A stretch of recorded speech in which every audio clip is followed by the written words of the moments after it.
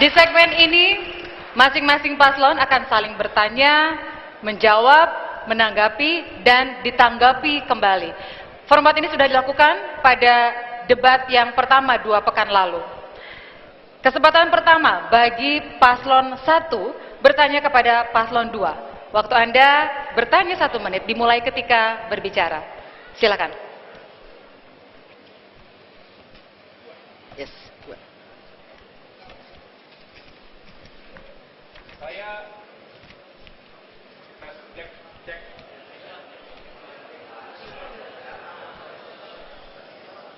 Kami akan pastikan audio untuk paslon 1.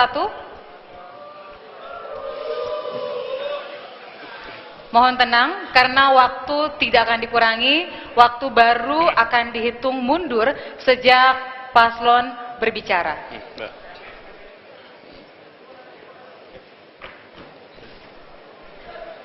Dapat dibantu oleh penyelenggara?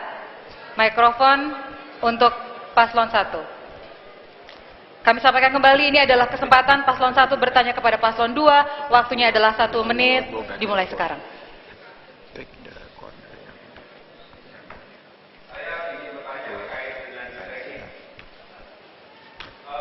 Dalam Undang-Undang Nomor 30 Tahun 2014 terkait dengan diskresi, maka sebetulnya diskresi dapat dilakukan dengan tujuan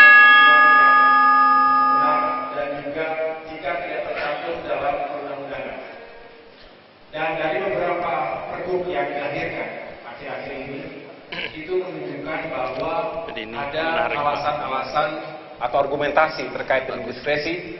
Sebagai contoh, bagaimana koefisien lahan bangunan yang jika ada pengembang membangun sebuah gedung dan melebihi dari KLB yang ditentukan, maka itu masuk ke dalam kompensasi dan bisa digunakan tanpa melalui kas negara. Ini saya bertanya, apakah prinsip-prinsip seperti ini bertentangan dengan upaya untuk membangun birokrasi yang akuntabel dan juga tentunya bertanggung jawab. Mohon dijelaskan sehingga kita bisa jelas semuanya di sini. Terima kasih. Demikian pertanyaan dari paslon 1. Paslon 2, silakan Anda menjawab. Waktu Anda 2 menit, dimulai ketika Anda mulai berbicara. Silakan. Saya mungkin orang yang salah satu yang beruntung. Saya ini mantan anggota DPR RI Komisi 2 yang membidanin untuk membuat undang-undang diskresi ini. Lalu hubungan dengan koefisien luas bangunan, apa yang terjadi di Jakarta? Itu ada peraturan di dalam Perda. Kalau dilintasi oleh transportasi massal berbasis rel, baik kami membangun LRT, maka koefisien luas bangunan boleh ditinggiin. Kalau dilewati oleh transportasi massal berbasis rel atau BRT, ini mesti dicatat baik-baik. Kalau tidak, maka nanti tidak boleh naikkan.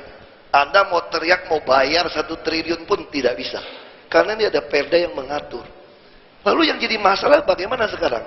Ternyata ketika KLB diizinkan dinaikkan karena berbasis rel, penumpangnya banyak, tidak ada pengaturan diizinkan dari undang-undang administrasi menerima uang tunai ke dalam APBD. Lalu bagaimana? Masa kita tambah untung, kita nggak dapat untung? Nah disitulah kita mengenakan kontribusi tambahan dengan dasar perjanjian kerjasama. Kami telah menerima hampir 3,8 triliun, bukan dalam bentuk uang, komitmen 3,8 triliun. Dengan cara apa? Setelah dia membangun infrastruktur, trotoar, seperti Semanggi. Saya bisa tunjukkan, ini Semanggi, kita bangun 400 miliar, itu dari uang, kontribusi orang menaikkan bangunan di sekitar Semanggi. Kenapa Semanggi bisa dinaikkan begitu tinggi? Karena dilewati oleh MRT. Ini 400 miliar. Nanti mencatatnya bagaimana? Kita menggunakan perusahaan penilai. Setelah mendapat nilai berapa, itu dibukukan ke APBD sebagai aset, sebagai pendapatan lain-lain. Jadi ini sangat jelas, tetap berdasarkan good governance dan transparansi. Karena itu moto kami, BTP.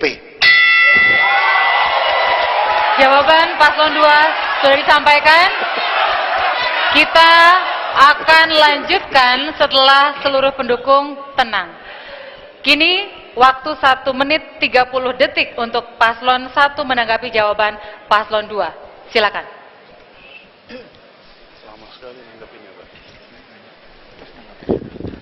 Ini pengalaman. Saya tahu betul kalau bicara soal keuangan negara. Ada Undang-Undang Keuangan Negara Nomor 17 Tahun 2003, khususnya pasal 3 dan ayat 6, bahwa semua penerimaan daerah dan alokasi anggaran daerah harus masuk di dalam APBD yang disepakati bersama antara Gubernur dan DPRD DKI Jakarta. Betul, Ketua? Tapi saya melihat di sini, bagaimana bisa dilaporkan kepada DPRD DKI Jakarta sementara harmonisasi antara eksekutif dan DPRD tidak terjadi. Nah, ini yang perlu kita sepakati, bahwa semua uang yang masuk itu harus masuk dulu dalam tungku. Apakah itu karena diskresi, apakah ini karena kebijakan-kebijakan, tapi yang pasti, ini pertama harus ada harmonisasi dengan DPRD, jadi DPRD tahu bahwa uang itu masuk dalam tungku dulu, tidak kemudian langsung diberikan kepada asisten pembangunan, kemudian ketika ada persoalan yang harus dibangun, kemudian ditanya, asisten pembangunan silakan keluar dari sana. Ini namanya non-budgeter. Artinya, ini sudah tidak boleh lagi dalam undang-undang, dan ini harus sekali lagi dipertanggungjawabkan, dan DPRD harus mengetahui hal ini. Bukan one man show. Terima kasih. Para pendukung harap tenang. Kita akan lanjutkan setelah para pendukung tenang. Paslon 1 sudah memberikan tanggapan balik. Sekarang paslon 2 dipersilakan untuk menanggapi. Waktu Anda 1 menit 30 detik dimulai ketika Anda berbicara. Silakan. Kadang-kadang sama-sama birokrat memang agak lucu. Ini barang yang berbeda. Saya menguasai sekali soal administrasi keuangan negara. Saya orang keuangan. Yang dimaksud beliau itu betul, harus masuk kalau pendapatan lain-lain. Ini bukan. Makanya kami tempuh dengan cara apa? Dengan perjanjian. Jadi ini semacam kerelaan. Karena ini tidak ada kewajiban membayar, makanya ada perjanjian kerelaan. Perjanjian tanda tangan inilah baru bisa bangun. Dan nilainya bukan uang yang diterima, tapi adalah barang. Dan barang pun pakai jasa penilai. Jadi ini jelas sesuatu yang berbeda. Kalau memang itu dibilang salah, sudah ada temuan. Kenapa tidak ada temuan? Karena memang ini boleh. Yang tidak boleh itu kalau sumbangan kami terima uang, ini tidak ada dasarnya. Nah, jadi pengertian di sini jelas keuangan yang disampaikan undang-undang tadi berbeda.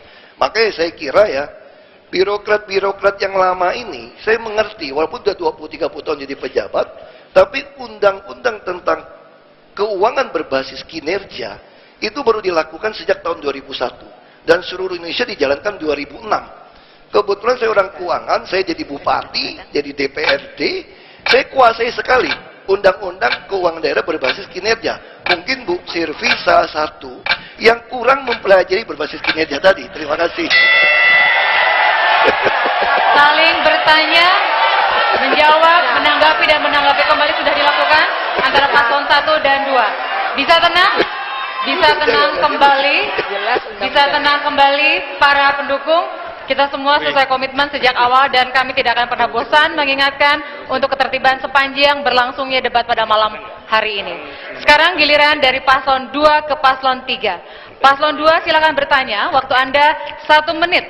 Dimulai sekarang.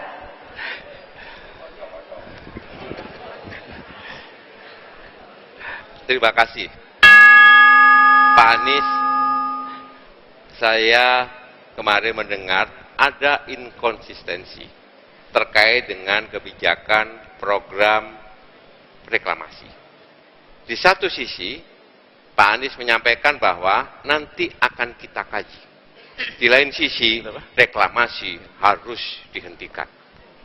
Tolong berikan penjelasan kepada kami. Bagaimana kalau kebijakan kita untuk mengkaji dan bagaimana kalau untuk menghentikan? Terima kasih. Waktu masih ada? Akan digunakan atau cukup? Paslon 2? Baik, cukup. Baik, selanjutnya kita persilakan paslon 3 untuk menjawab. Waktu Anda 2 menit dimulai ketika Anda mulai berbicara. Silakan. Bismillahirrahmanirrahim. Ini hal yang sangat penting bagi kami. Masalah reklamasi adalah masalah keadilan. Proses yang dilakukan sekarang sangat tidak terbuka, sangat tidak berkeadilan. Jauh dari sebuah komitmen terhadap transparansi dan terhadap fairness, di mana nelayan tidak pernah dipikirkan dampaknya. Sudah ada bukti di pengadilan dan sudah divonis. Bagi kami ini adalah sebuah harga mati bahwa kita harus hadirkan keadilan kembali di Jakarta. Mengenai perjanjian, saya dulu pebisnis juga. Saya tahu pasti ada sengketa nantinya. Dan itu ada melalui undang-undang, ada badan yang akan menyelesaikan persengketaan dengan konsumen. Dispute itu selalu ada. Dan harus ada resolusinya. Dengan menjunjung tinggi sebuah keberpihakan. Keberpihakan kepada siapa? Kepada rakyat.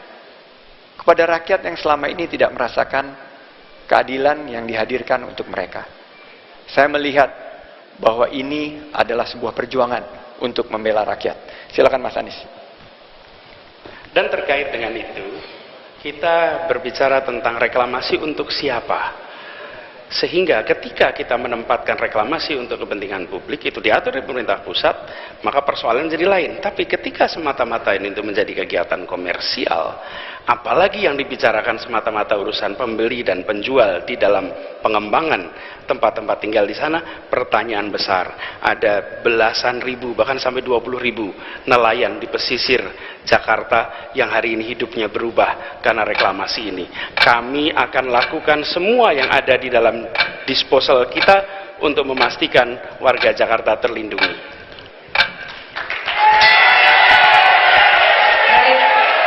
Kita akan lanjutkan.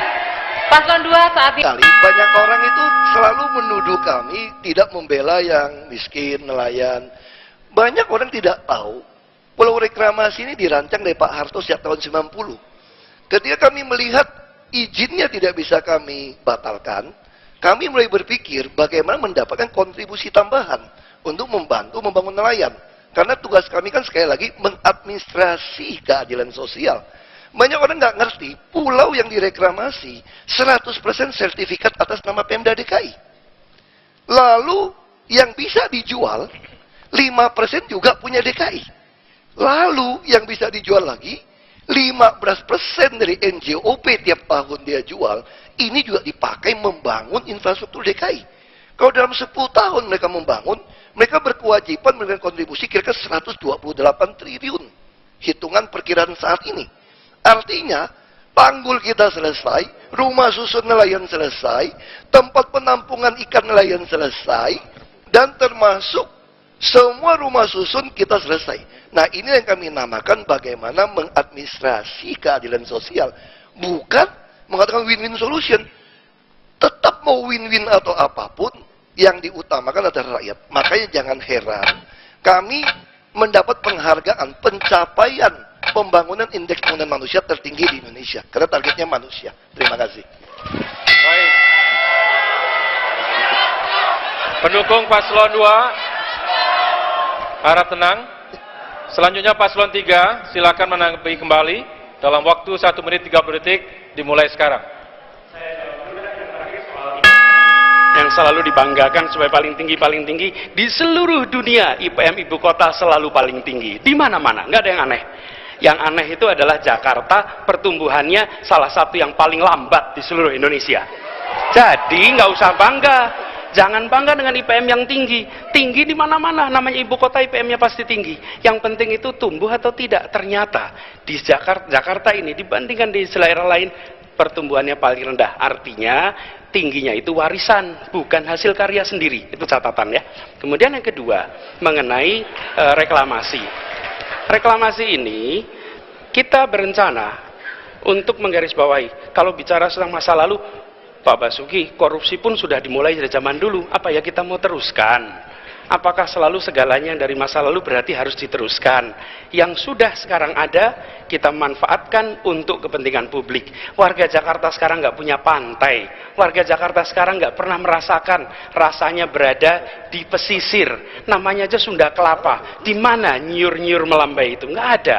Karena itu yang kita lakukan, memanfaatkan wilayah yang sudah ada untuk warga Jakarta merasakan memiliki pantai. Bukan sekelompok orang, top of the top, merasakan indahnya Teluk Jakarta. Biarkan rakyat kebanyakan yang merasakan indahnya Jakarta lewat tanah yang sudah direklamasi hari ini.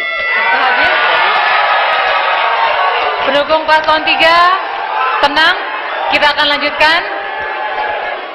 Antara 1 dan 2 sudah, 2 dan 3 sudah, sekarang 3-1. Paslon nomor 3, silakan bertanya kepada paslon 1 dalam waktu 1 menit, waktu dimulai sekarang.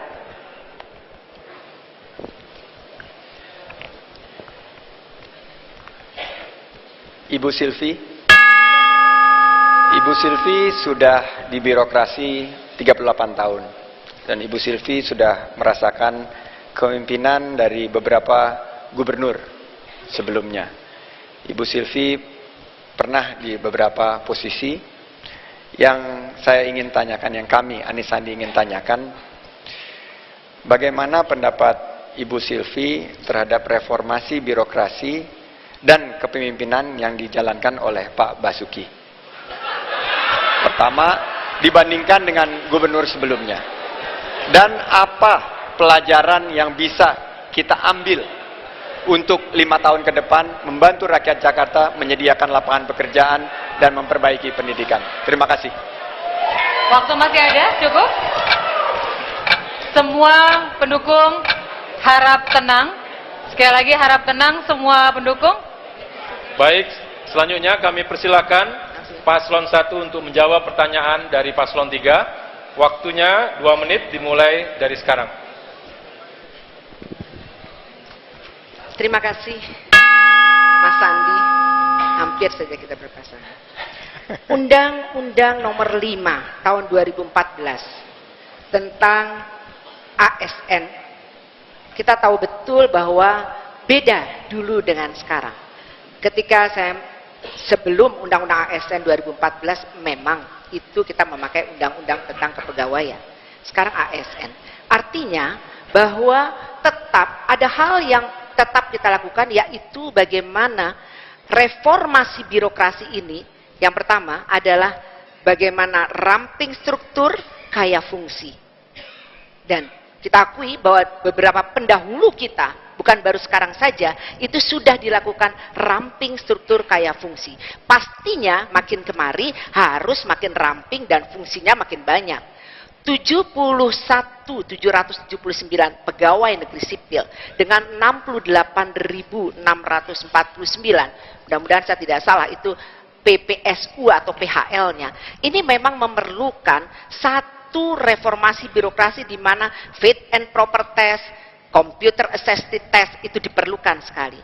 Tetapi jangan dengan sudah rapihnya kita sudah punya yang namanya talented tools management. Kita punya semuanya, tetapi kemudian ada diskresi kembali gubernur bahwa ini diperlukan. Orang yang sudah sekolah, saya yakin Pak Anies mengerti betul bahwa sistem pendidikan ini dipersiapkan apabila seorang menjadi dokter, dipersiapkan sesuai dengan tugas pokok dan fungsinya atau pengetahuannya tentang dokter. Bukan kemudian jadi camat. Bukan kemudian akhirnya seorang yang memang dari IPDN jelas dia tentang kepamongan, kemudian dia mengurus masalah tata air. Di sini yang perlu kita benahi, di sini perlunya penyempurnaan. Dan mari, saya kira kita perlu fit and proper test dan Waktu juga habis, yang sangat baik. waktu habis. Kini saatnya paslon 3 untuk menanggapi. Waktu Anda 1 menit 30 detik. Dimulai ketika Anda berbicara. Silakan. Aku jawab dulu ya. Ya, terima kasih Bu Silvi dengan penjelasannya tadi. Meskipun sebenarnya bisa lebih tajam lagi dalam menunjukkan di mana yang baik, di mana yang kurang dan perlu perbaikan. Tapi saya melihat juga perhatian pada keadilan tidak menjadi prioritas utama.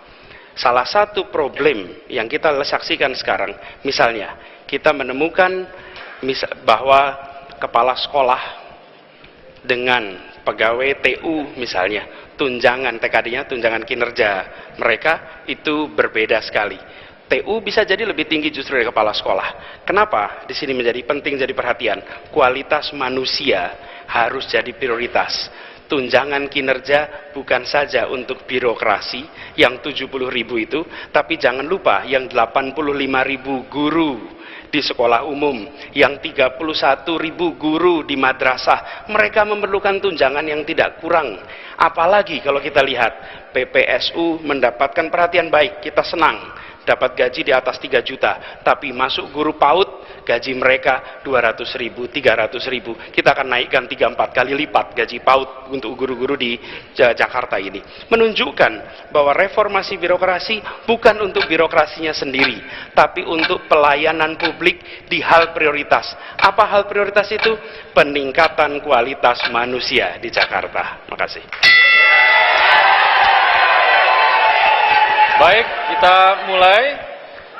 Paslon 1 punya waktu yang sama, 1 menit 30 detik untuk menanggapi Paslon 3. Dimulai dari sekarang, silakan. Terima kasih. Saya melihat memang taktiknya baik sekali. Bertanya kepada kami untuk menyerang nomor 2 begitu. Tetapi begini, kita sepakat bahwa memang reformasi birokrasi harus terus dilakukan. Dan cara-caranya itu banyak.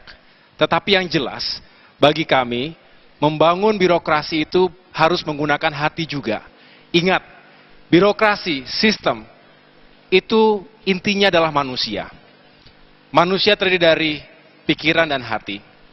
Dan dengan itu, mereka bisa bekerja dengan baik, optimal, dan melayani publik dengan sebaik-baiknya. Kemudian aspek kedua, rule of law.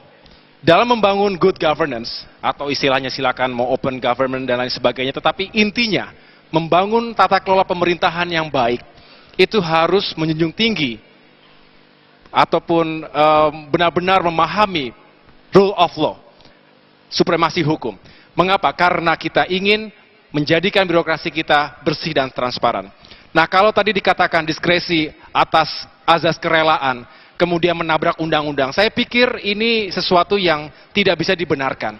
Kalau hanya katakan itikat baik, kemudian kita melanggar undang-undang yang sudah ditentukan sebelumnya, maka kita sebenarnya menyimpan bom waktu yang akan meledak sewaktu-waktu, dan ini tidak baik untuk generasi berikutnya. Pendukung 1, Paslon 1 mohon tenang. Kita sudah menyimak bagaimana saling bertanya antar paslon dan masih akan dilanjutkan dalam format serupa dalam segmen berikutnya. Jadi tetaplah bersama kami dalam debat kedua Pilkada DKI Jakarta 2017.